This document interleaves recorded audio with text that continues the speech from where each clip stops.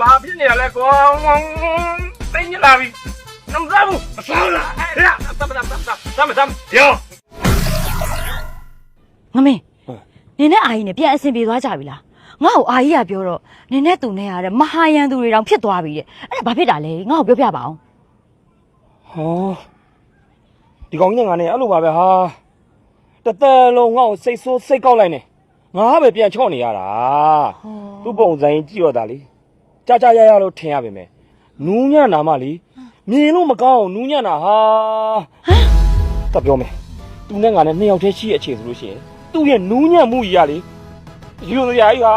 ယူစရာကြီးဟဲ့ဘလို့ရုံဖို့ကောင်းတာလဲဘလို့ရုံဖို့ကောင်းတာလဲမင်းကလည်းဟာတကယ်ချင်းချင်းအဲ့လိုကြီးပြောတာကြောင့်မကောင်းဘူးလေမင်းတကယ်သိချင်တာကောင်းပါလေပြောပါ तू ကလေနင်ကြည့်တော့ဟိုလူကောင်ကြီးကအကြီးကြီးလေဖိုက်တာလို့ဇိုးလို့ထင်တယ်မလားတကယ်တမ်းကျတော့မဟုတ်ဘူးအဲ့ဒီကောင်ကလေပုံးနေတာဘာဖြစ်နေရလဲကွာ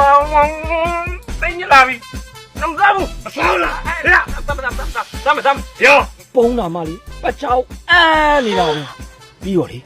သူကဘယ်မင်းကလေးကိုမှစိတ်ဝင်စားတာမဟုတ်ဘူးသူတကယ်စိတ်ဝင်စားတာသူရင်ပတ်ထဲမှာတယောက်ပဲရှိတယ်ငါမလားယင်ဘယ်ရတာငါ